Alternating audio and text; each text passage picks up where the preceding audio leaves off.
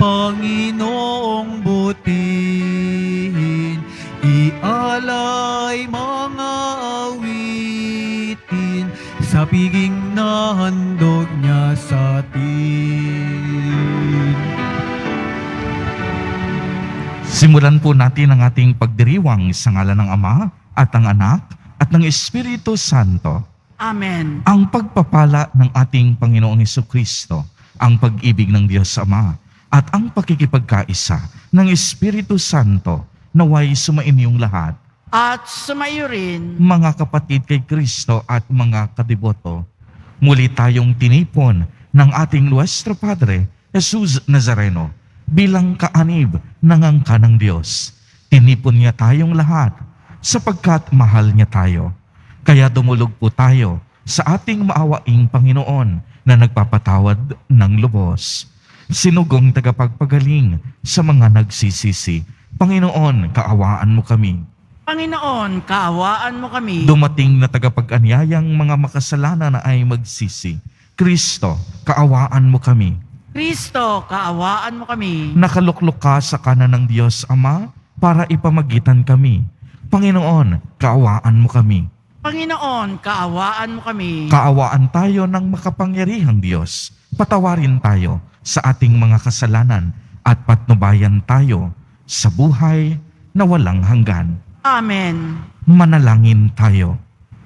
Ama naming makapangyarihan, nililingap mo ang mga walang inaasahan, kundi ikaw. Hindi maidarangal at hindi magiging banal ang sinumang sa iyo'y napapawalay.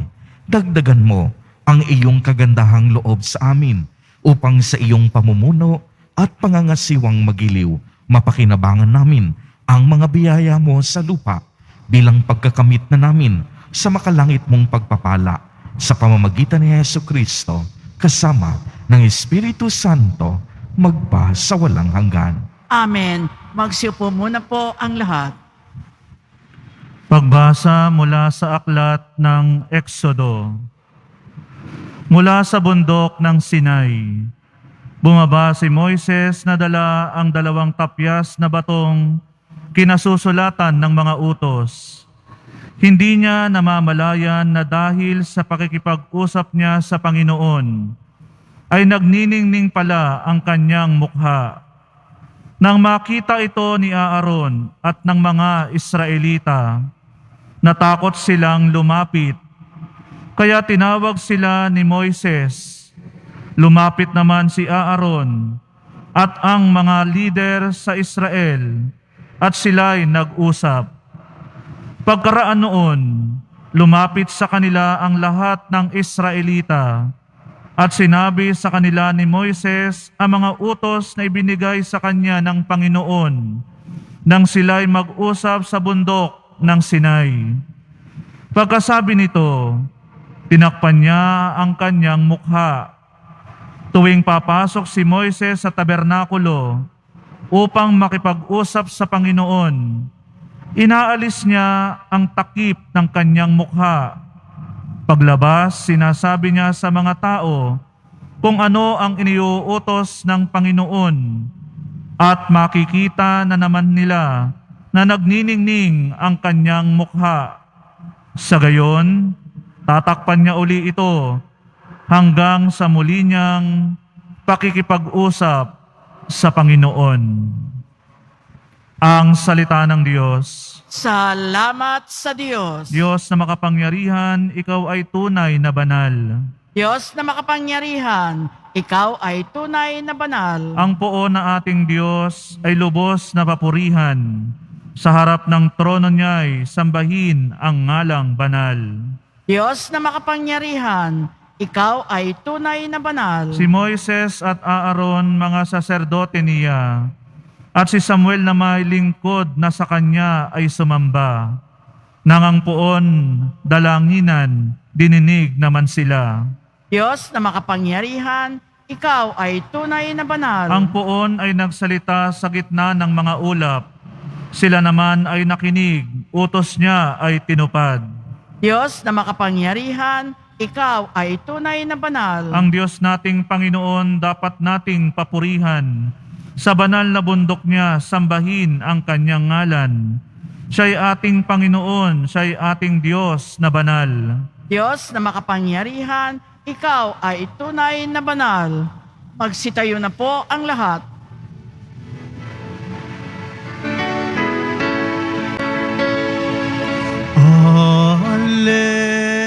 Alleluia, Alleluia,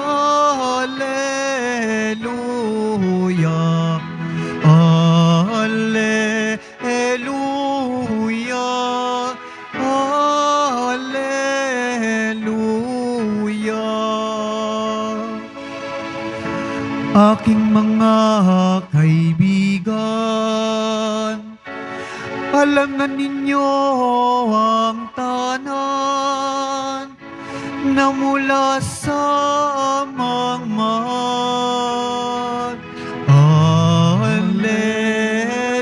Alleluia, Alleluia,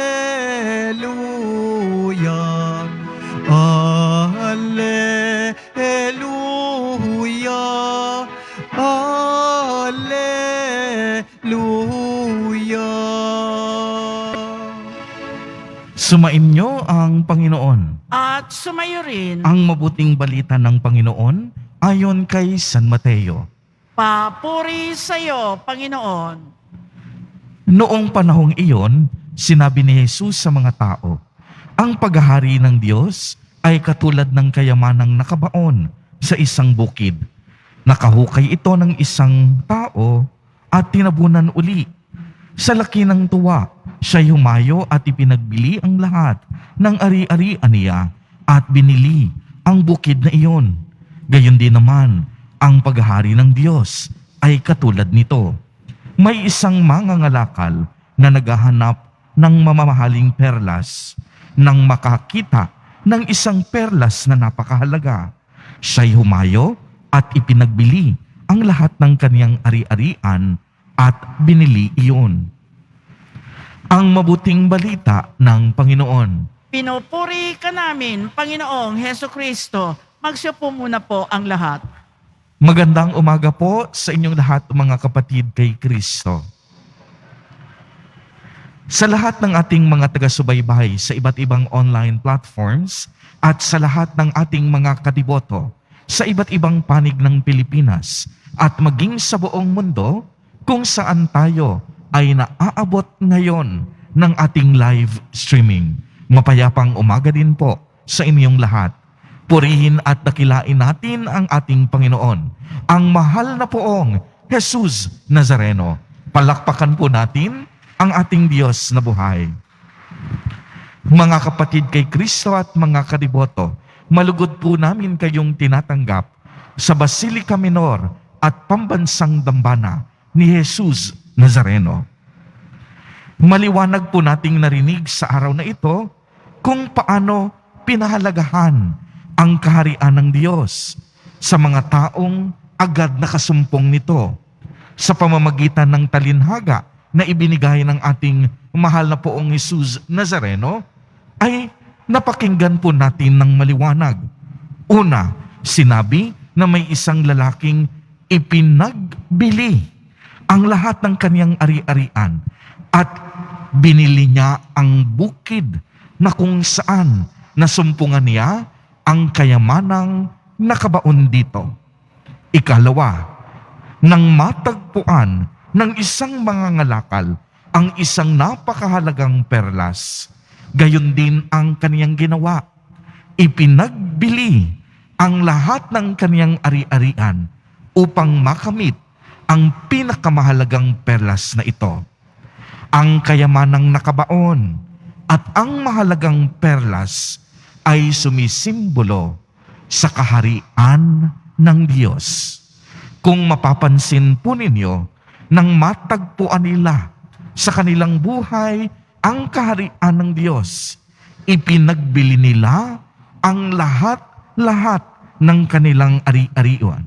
Iniwan ito at hindi na pinakawalan pa ang paghahari ng Diyos. Minahal nila ang kaharian ng Diyos at wala na silang anumang hinangad pa sa kanilang buhay. Para sa kanila, ito ang kaganapan ng kanilang buhay. Naging masaya at kontento na sila nang masumpungan ito. Kaya't sa araw na ito, ang hamon po sa ating lahat, hangarin natin ang kaharian ng Diyos at ang buhay na kasama at kapiling ang Diyos. Sa panahon po ngayon, maraming bagay ang pwedeng makagalo at makasagabal sa ating paglalakbay. Minsan, ang ating oras at panahon ay nauubos sa social media. Yung iba, abala sa pagpapaganda sa kanilang mga mukha, abala sa pagpapayaman, at abala sa mga bagay na kung ano-ano, abalang kainggitan ang kapwa at ibang tao. Minsan naman, nakakalimutan nating magbigay ng papuri at pasasalamat sa Diyos. Nakakalimutan nating magsimba, magdasal, magrosaryo, at magnovena. Minsan, abalang-abala rin tayo sa ating mga pang-araw-araw na gawain at animoy wala nang puwang ang kaharian ng Diyos na lumago sa ating mga puso. Kaya naman, kagaya ng aking nabahagi noong isang araw, kung sa lupa pa lamang, hindi natin pinahahalagahan ang Diyos, paano natin siya makikilala sa langit? Di po ba't langit dapat ang ating huling hantungan? Subalit paano tayo makakapunta sa langit kung tayo ay punong-puno ng pagkamakasarili, kung tayo'y punong-puno ng katamaran, ng pangangalunya, ng kawalan ng respeto, ng pagiging mainitin ang ulo, ng kayabangan, ng pagiging mataas ang tingin sa sarili, ng mga masasamang bisyo, at ng kawalan ng pagmamalasakit sa kapwa. Lahat po ng ito ay hadlang upang masumpungan natin ang tunay na paghahari ng Diyos, sapagkat walang puwang ang kasamaan sa kaharian ng Diyos. Uulitin ko po, walang puwang ang kasamaan sa kaharian ng Diyos. Ang kaharian ng Diyos ay puno ng kabanalan, kapayapaan, pagmamahal, at katarungan.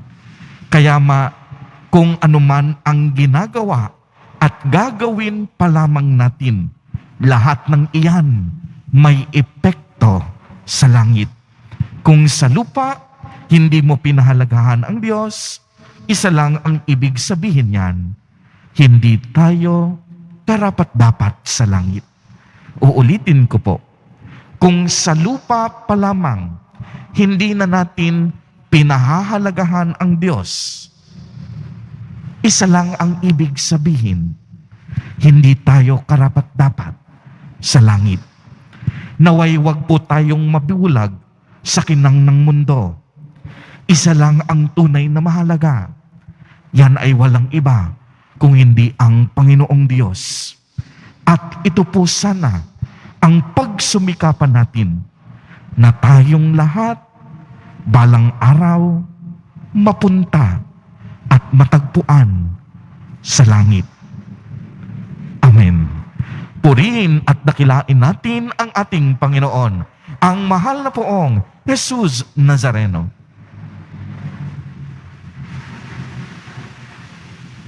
Magsitayo na po ang lahat.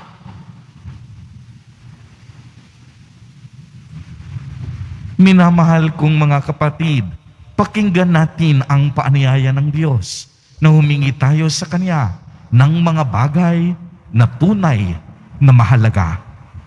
Sa bawat panalangin ng ating itutugon, Panginoon, Ikaw ang aming Diyos at ang lahat sa amin.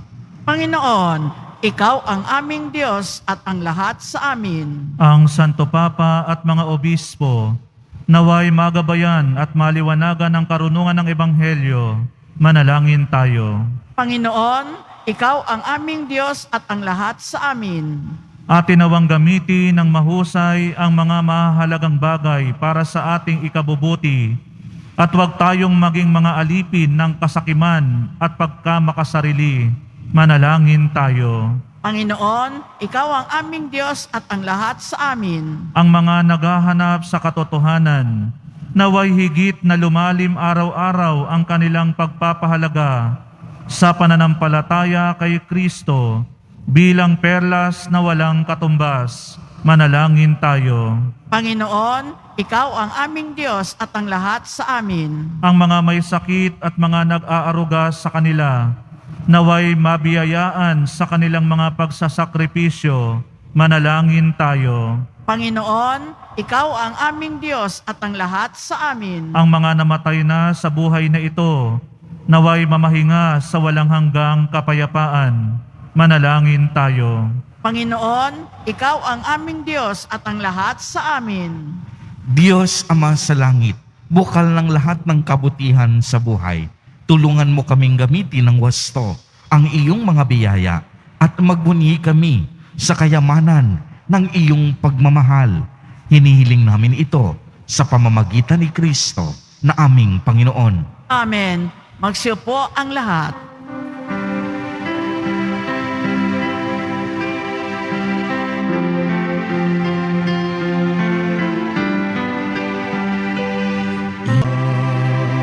Magsitayo na po ang lahat. Manalangin kayo mga kapatid upang ang paghahain natin ay kalugdan ng Diyos sa mga makapangyarihan. Tanggapin nawa ng Panginoon itong paghahain sa iyong mga kamay sa kapurihan niya at karangalan sa ating kapakinabangan at sa buong sambayanan niyang banal. Ama naming lumikha, tanggapin mo ang mga alay na sa iyo rin nagmula at ngayoy aming ginaganap sa iyong dambana upang sa aming ginaganap na pagdiriwang ang iyong paglingap ay magtaguyod sa tanan at magpabanal sa ating pamumuhay sa kasalukuyan at mag-akay sa amin sa ligayang walang katapusan sa pamamagitan ni Jesucristo kasama ng Espiritu Santo magpa sa walang hanggan. Amen. Sumainyo ang Panginoon. At sumaiyo rin. Itaas sa Diyos ang inyong puso at diwa. Itinaas na namin sa Panginoon. Pasalamatan natin ang Panginoong ating Diyos. Marapat na siya ay pasalamatan. Ama naming makapangyarihan, tunay ngang marapat na ikaw ay aming pasalamatan.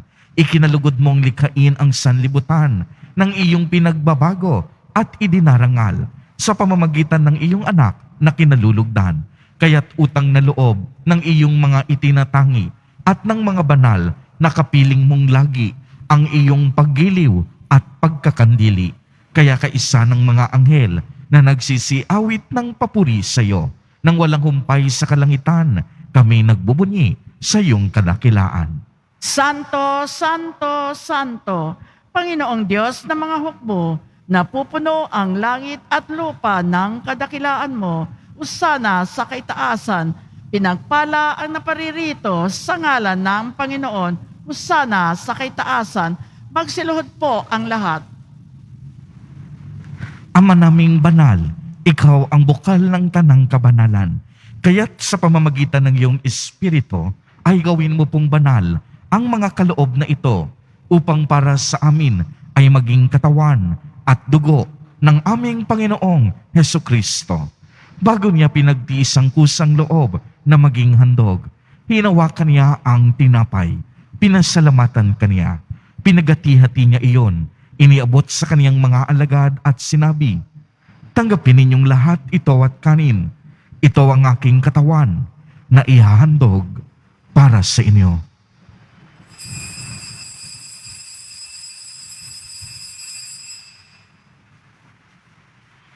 Gayon din naman noong matapos ang hapunan, hinawakan niya ang kalis, muli kanyang pinasalamatan, iniabot niya ang kalis sa kaniyang mga alagad at sinabi, "Tanggapin ninyong lahat ito at inumin. Ito ang kalis ng aking dugo, ng bago at walang hanggang tipan, ang aking dugo na ibubuhos para sa inyo at para sa lahat sa ikapagpapatawad ng mga kasalanan. Gawin ninyo ito sa pag-alaala sa akin."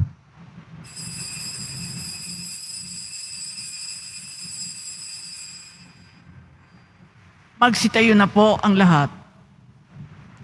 Ipagbuni natin ang misteryo ng pananampalataya. Si Kristo'y namatay, si Kristo'y nabuhay, si Kristo'y babalik sa wakas ng panahon. Ama, ginagawa po namin ngayon ang pag-alaala sa pagkamatay at muling pagkabuhay ng iyong anak. Kaya't iniaalay namin sa iyo ang tinapay na nagbibigay buhay at ang kalis na nagkakaloob ng kaligtasan. Kami po'y nagpapasalamat dahil kami iyong minarapat na tumayo sa harap mo para maglingkod sa iyo. Isinasamo namin na kaming magsasalo-salo sa katawan at dugo ni Kristo ay mabuklod sa pagkakaisa sa pamamagitan ng Espiritu Santo. Ama, lingapin mo ang iyong simbahang laganap sa buong daigdig. Puspusin mo kami sa pag-ibig kay isa ni Francisco na aming Santo Papa at ni Jose na aming Obispo at ng Tanang Kaparian. Alalahanin mo rin ang mga kapatid naming nahimlay nang may pag-asang sila'y muling mabubuhay, gayon din ang lahat ng mga pumanaw. Kaawaan mo sila at patuloyin sa iyong kaliwanagan.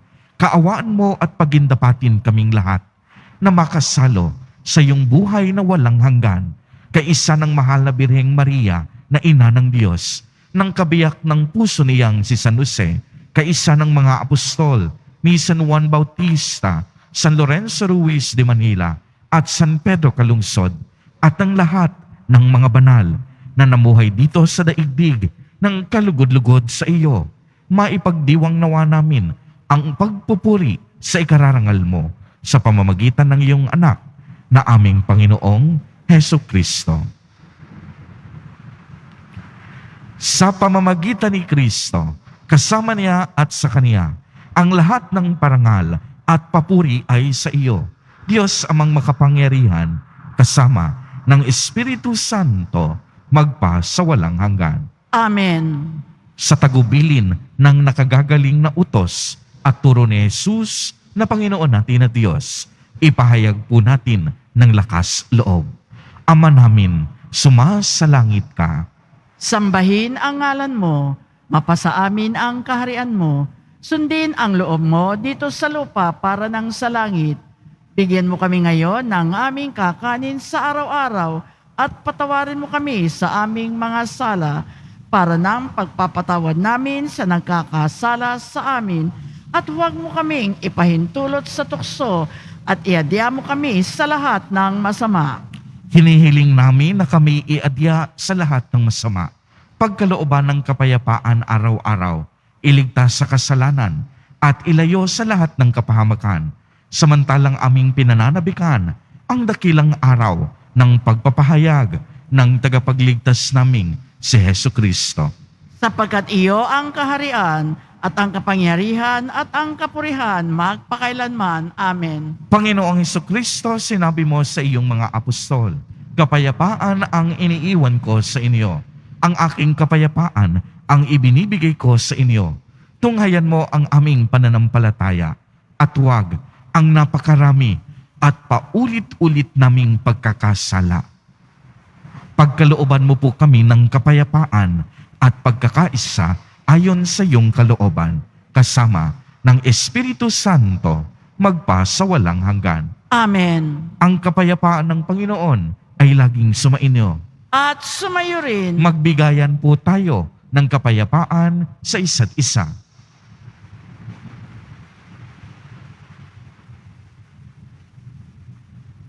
Kordero ng Diyos na nag-aalis ng mga kasalanan ng sanlibutan, maawa ka sa amin. Kordero ng Diyos na nag-aalis ng mga kasalanan ng sanlibutan, maawa ka sa amin. Kordero ng Diyos na nag-aalis ng mga kasalanan ng sanlibutan, ipagkaloob mo sa amin ang kapayapaan. Magsiluhod po ang lahat. Mga kapatid kay Kristo at mga kadiboto, narito ang ating Nuestro Padre, Jesus Nazareno. Lumapit po tayo sa Kanya at magbalik loob. Siya ang Kordero ng Diyos. Siya ang nag-aalis ng mga kasalanan ng sanlibutan. Mapapalad po tayo na inaanyayahan sa Kaniyang piging. Panginoon, hindi ako karapat-dapat na magpatuloy sa iyo, Ngunit sa isang salita mo lamang ay gagaling na ako. Ipagsanggalang nawa ako ng katawan at dugo ni Kristo para sa buhay na walang hanggan. Amen.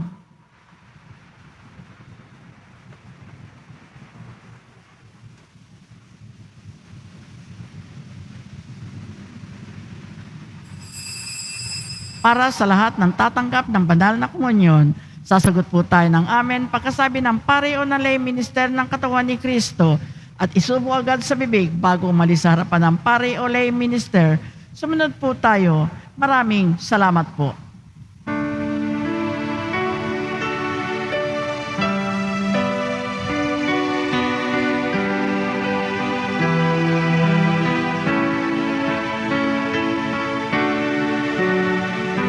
Manalangin tayo. Ama naming mapagmahal, pinagsaluhan namin sa banal na pakikinabang ang alaalang walang kupas ng iyong anak na nag-alay ng sarili niyang buhay para sa aming kaligtasan. Ipagkaloob mong ito ay magdulot ng pag-unlad na ipinamana niya sa aming pagdiligtas bilang tagapamagitan kasama ng Espiritu Santo magpa sa walang hanggan. Amen. Sumainyo ang Panginoon. At sumayo rin. Pagbabasbas. Mahal na poong Jesus Nazareno, inihayag mo sa pamamagitan ng krus ang walang maliw na pag-ibig ng Diyos sa sangkatauhan. Pakinggan mo ang kahilingan ng iyong angkan na nagsusumamo sa iyo. Makamtanawa nila ang iyong katugunan at tanggapin ang kasagutan na may utang na loob na tinatanaw. Basbasan din po ninyo ang mga daladala nilang mga imahen at dasalan. Sa pamamagitan ng bendisyon na ito, naway maalala nila ang mga pangako nila noon sa binyag na ikaw ang kanilang iibigin at paglilingkuran bilang Panginoon magpa sa walang hanggan. Amen. At pagpalain po kayong lahat at ng inyong buong pamilya ng makapangyarihang Diyos, Ama, Anak, at Espiritu Santo. Amen. Humayo kayong taglay ang kapayapaan at pag-ibig ng poong Jesus Nazareno. Salamat sa Diyos.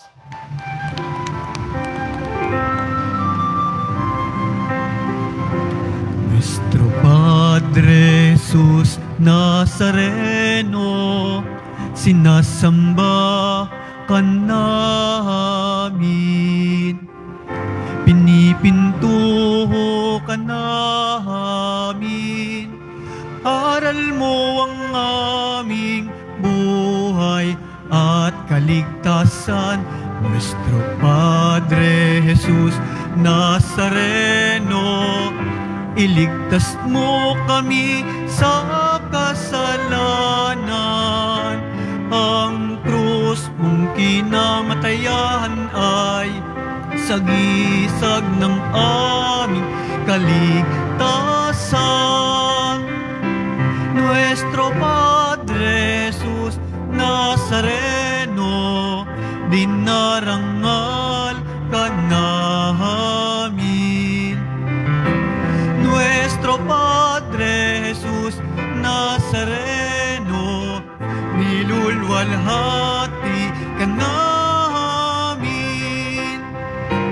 Nuestro Padre Jesus Nazareno, dinarangal ka namin. Nuestro Padre Jesus Nazareno, nilulwalhati ka namin.